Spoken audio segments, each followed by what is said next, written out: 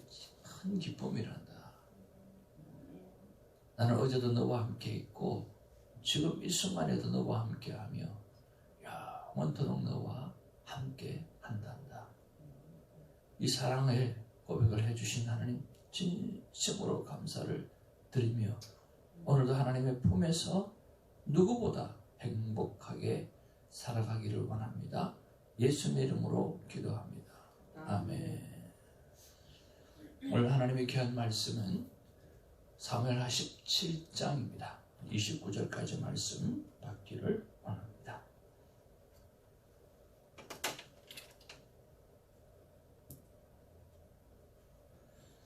아히도벨이 또 압살롬에게 이르되 이제 내가 사람 12,000명을 택하게 하셔서 오늘 밤에 내가 일어나서 다윗의 뒤를 추적하여 그가 권하고 힘이 빠졌을 때에 기습하여 그를 무섭게 하면 그와 함께 있는 모든 백성이 도망하리니 내가 다윗 왕만 쳐 죽이고 모든 백성이 당신께 돌아오게 하리니 모든 사람이 돌아오기는 왕이 찾는 이 사람에게 달렸습니다. 그리하면 모든 백성이 평안하리이다 하니 압살롬과 이스라엘 장로들이 다 그 말을 옳게 여기더라.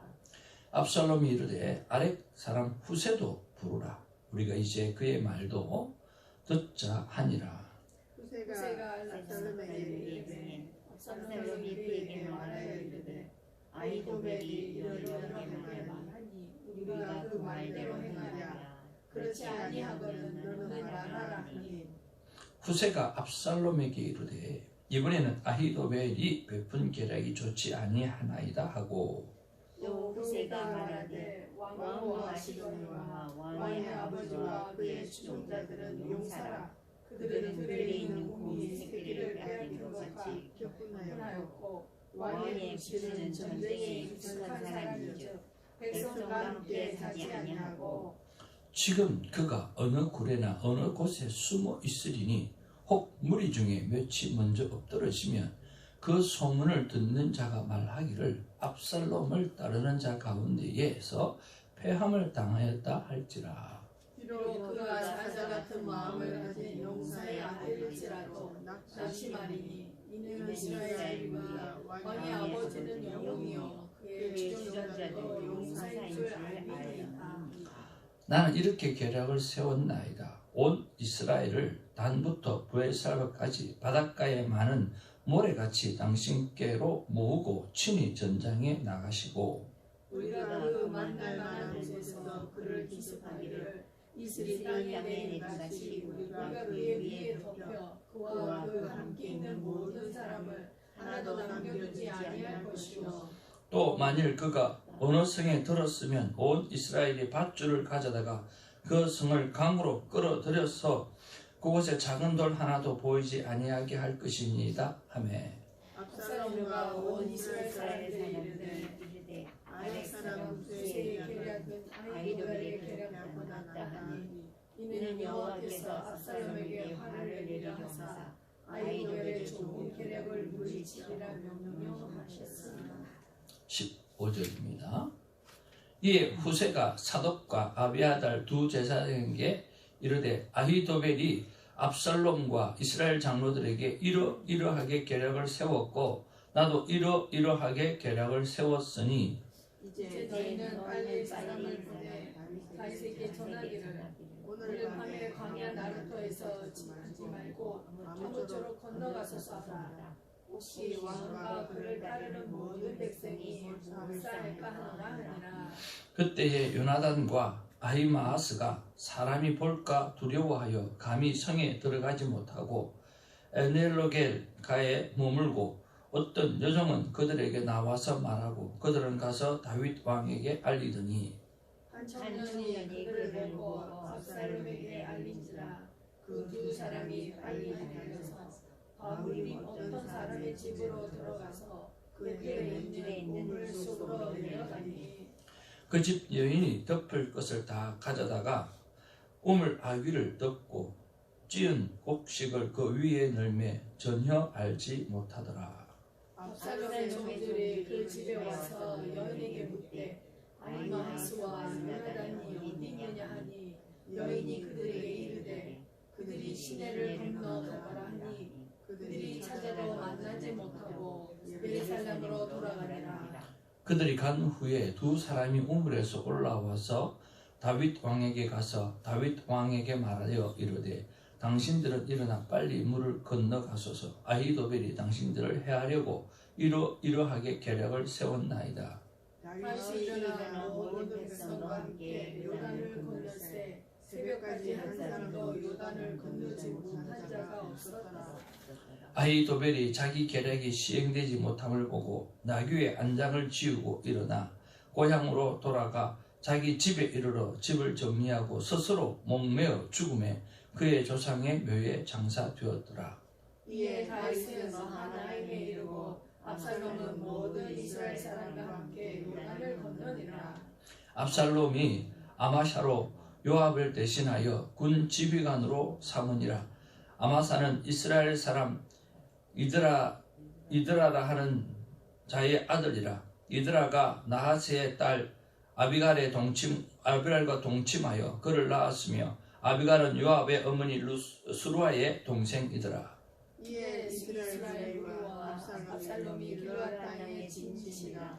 다윗이 마하나임에 이르렀을 때에 암몬 족속에게 속한 라빠 사람 나하세의 아들 소비와 로데발 사람 암미엘의 아들 마길과 로글림 길라 사람 바르실레가 심상과 대야와 질그릇과 밀과 보리와 밀가루와 볶은 곡식과 콩과 팥과 볶은 녹두와 같이 봅니다.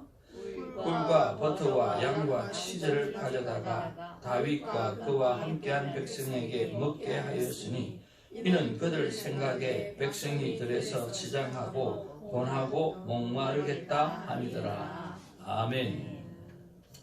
네, 앞뒤자로 서로 인사 나누겠습니다. 사랑합니다. 축복합니다.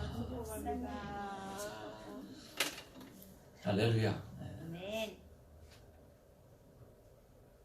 오늘도 여러분 큐티책 한 모퉁이에 감사의 제목을 적는 시간을 드리겠습니다.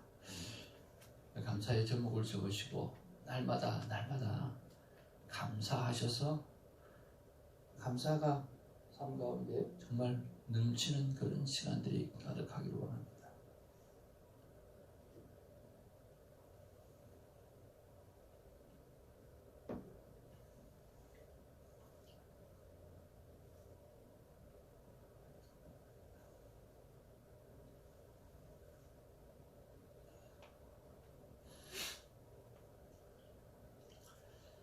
저와 여러분들이 지나온 삶을 딱 돌아보게 되어지면 정말 필요할 때마다 하나님 우리 삶 가운데 역사하셨다, 개입하셨다라고 하는 사실을 많이 느낄 수가 있을 겁니다.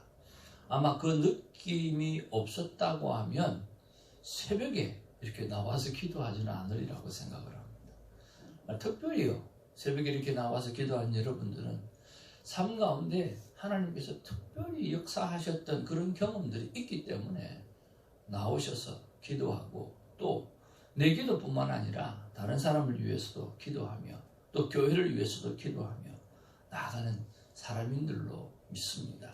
네, 그런 면에서 하나님은 정말 우리의 삶에 정말 디테일한 부분까지 오늘 간섭하시고 또 역사하시고 개입하시는 하나님인 줄로 믿습니다. 하나님은 성도들의 삶에 정말 주권적으로 개입을 하신다고 믿습니다.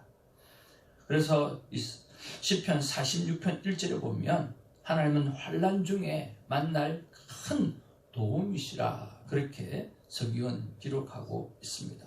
한번 따라할까요? 하나님은 환난 중에 만날 큰 도움이시라.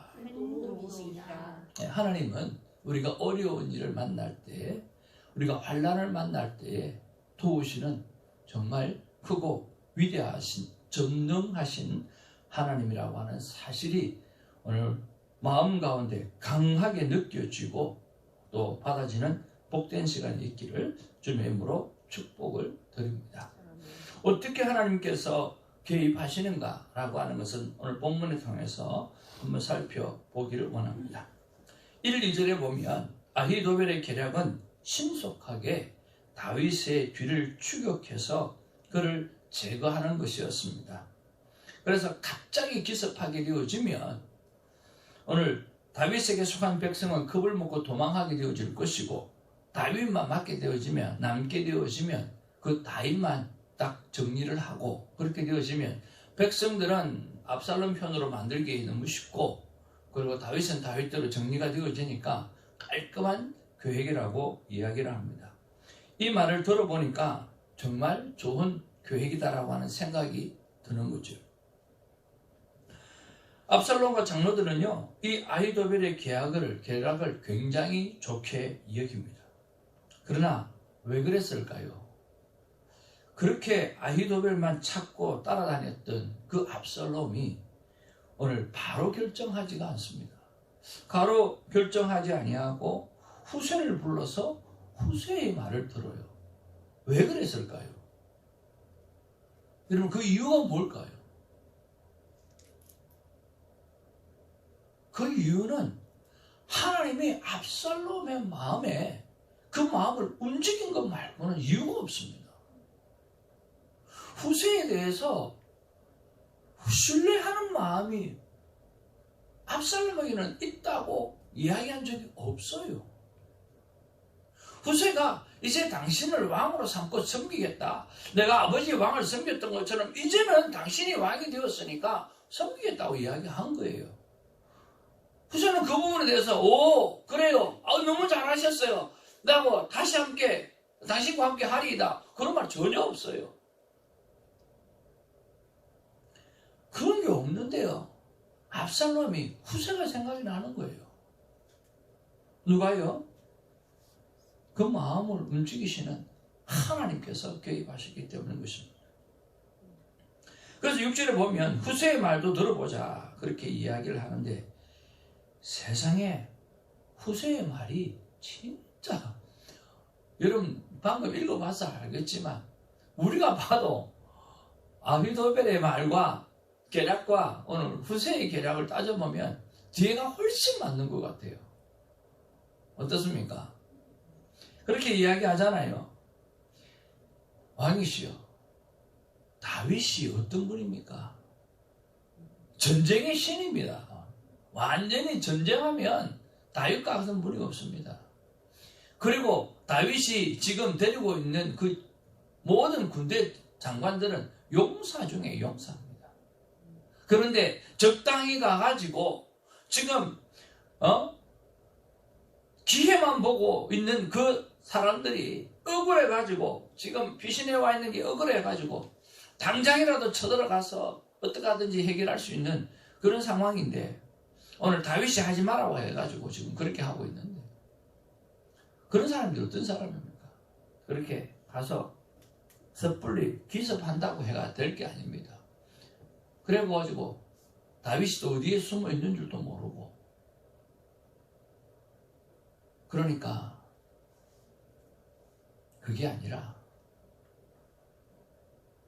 온 이스라엘에 어떻게 하든지 수많은 군사들을 모아가지고, 또 압살롬 당신이 전면전에 나서서 오늘 전면전으로 오늘 나가야지, 그렇게 하면 안 됩니다 라고 이야기를 해주는 거죠. 근데 가만히 들어보니까 정말 그렇다는 거죠.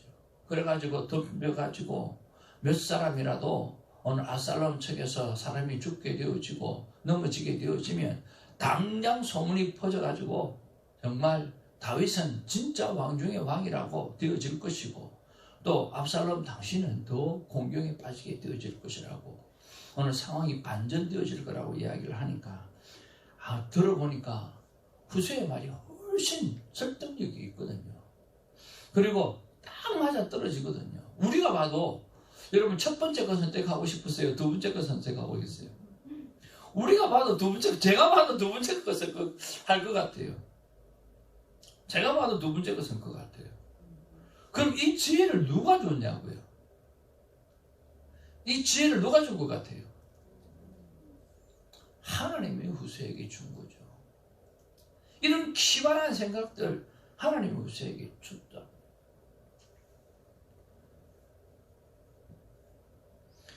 압살롬은 결국 후세의 제안을 선택하게 되어지고 이제는 또 한 번의 반전의 역사가 일어나게 되었습니다.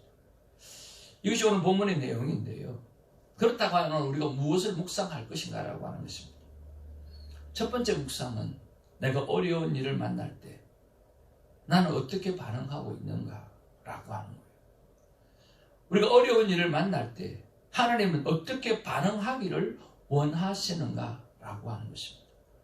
첫 번째로 하나님과의 동행, 하나님의 개입을 믿어야 한다는 것입니다. 내가 어려운 일을 만날 때 우리는 하나님의 자녀이기 때문에 하나님께서 반드시 우리의 삶 가운데 개입하신다라고 하는 사실에 대한 확신을 가지기를 주님의 이름으로 축복을 드립니다. 두 번째는요, 하나님은 사람의 마음을 움직이시는 하나님이라고 하는 것입니다. 하나님은 압살롬의 마음을 움직이고 하나님은 후세의 마음을 움직이고 하나님은 후세에게 지혜를 주시는 그런 하나님이십니다.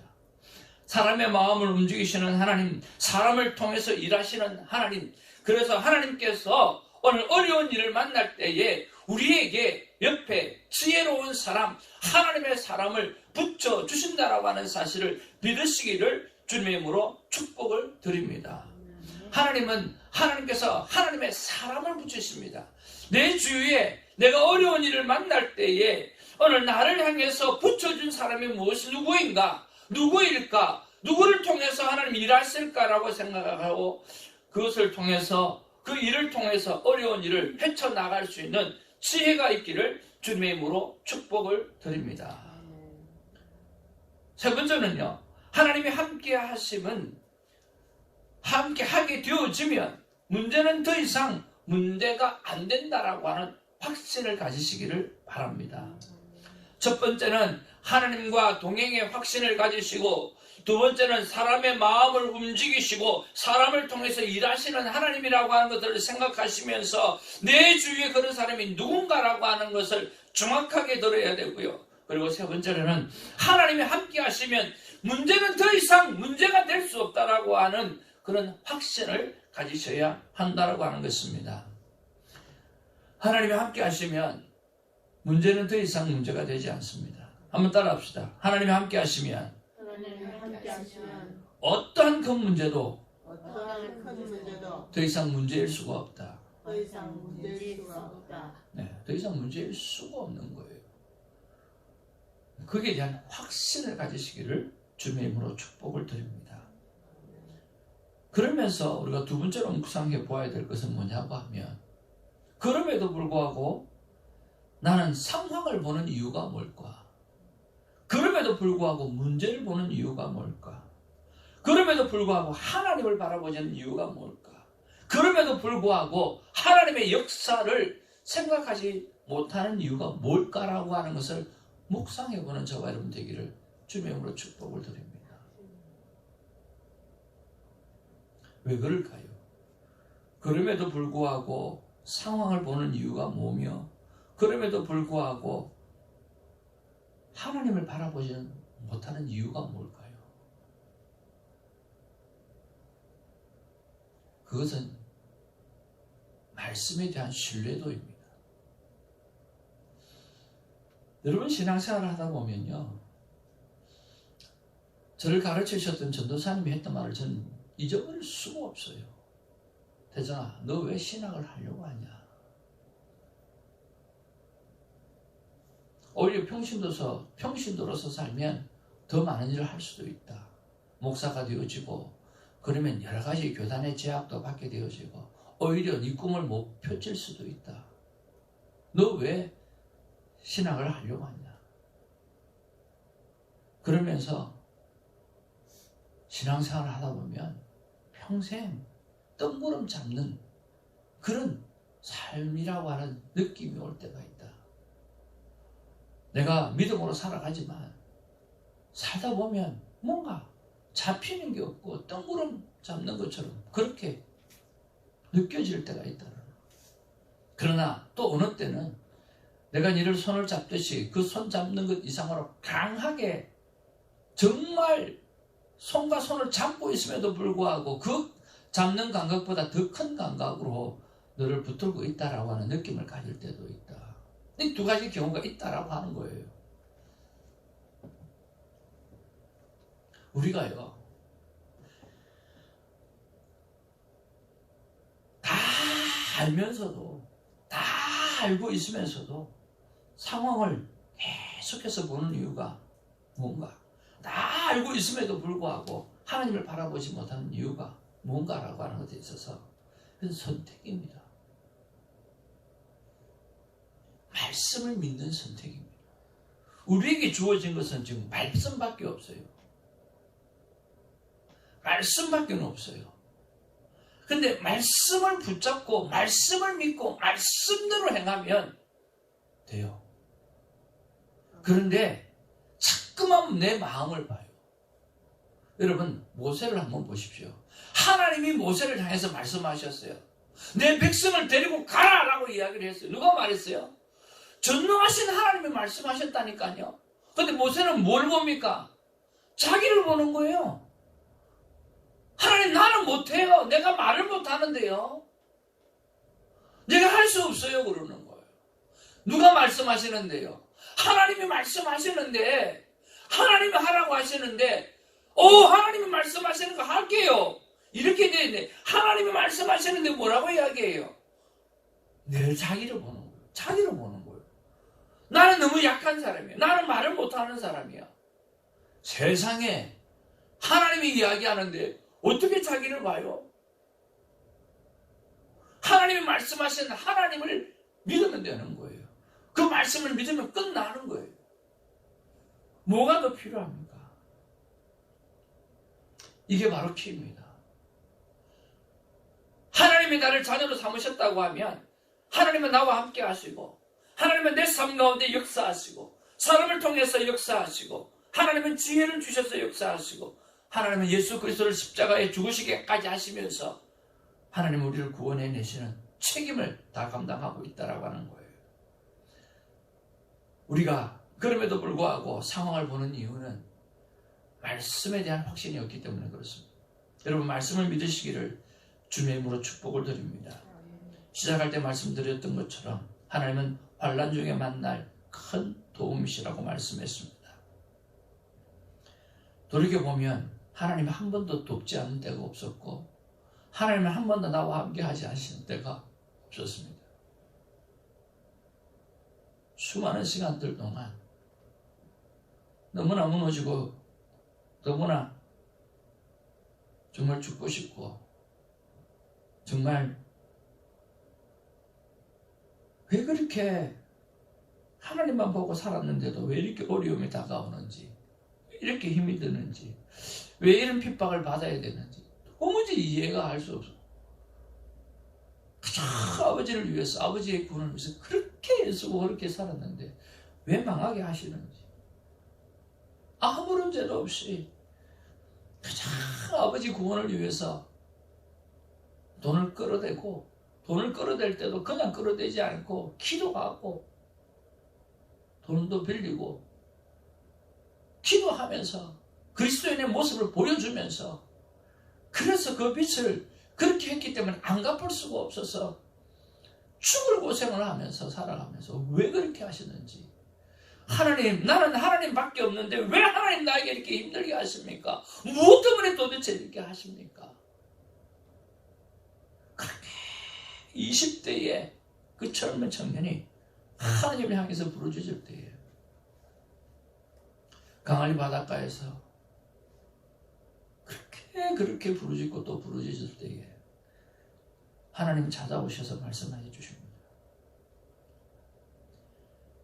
하늘 문이 열려 있지 않냐? 내가 너와 함께 있지 않냐?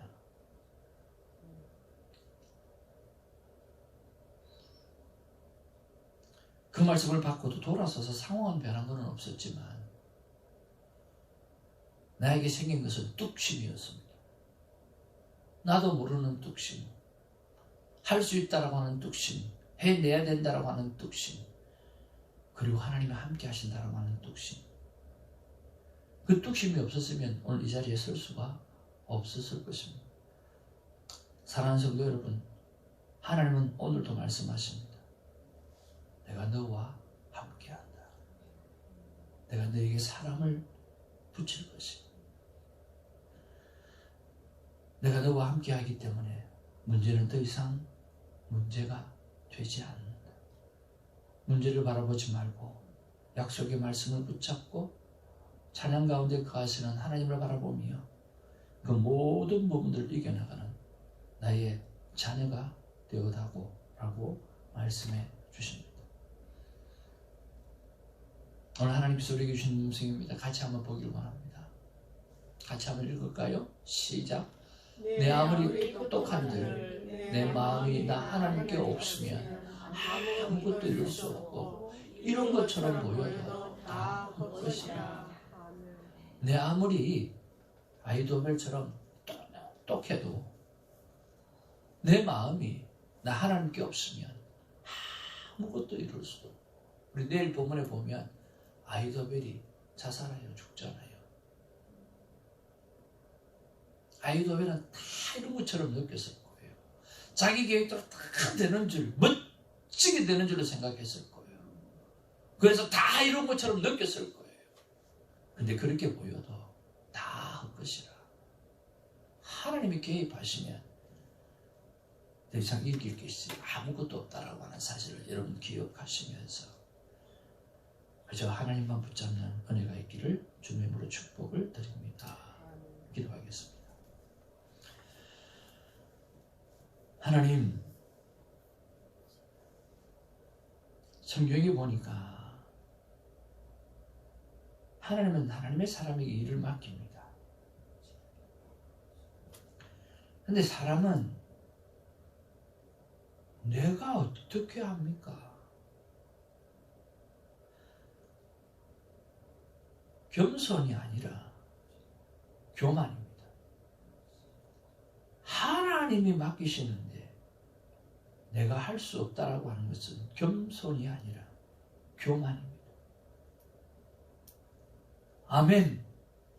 저는 할 수 없지만, 저는 부족하지만 하나님이 함께 하시고 하나님이 도우시고 하나님께서 말씀하셨으니 말씀에 의지하여 내가 순종하겠습니다라고 고백하는 우리가 되어지게 하여 주옵소서. 마리아가 그렇게 고백했던 것처럼, 그래서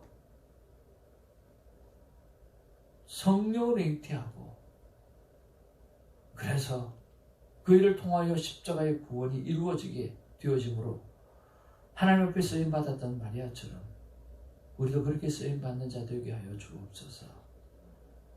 아버지 하나님, 오늘도 말씀을 주셔서 감사합니다. 사람을 움직이시는 하나님을 봅니다. 압살롬을 움직이고 후세의 마음에 지혜를 주시고, 그리고 그렇게 똑똑했던, 그렇게 용장이었던, 그렇게 석학이었던 아이도벨의 무너짐을 바라봅니다. 우리가 아무리 똑똑해도 내 마음이 나 하나님께 없으면 아무것도 이룰 수 없고 이런 것처럼 보여도 다 헛것이라고 하는 주의 음성을 오늘 가슴에 품고 식사를 대할 때마다 기억해내며 살아가는 우리가 되게 하여 주옵소서. 감사하옵고 우리 구주 예수의 이름으로 기도하옵나이다. 아멘. 사도신경으로 우리의 믿음을 고백합니다.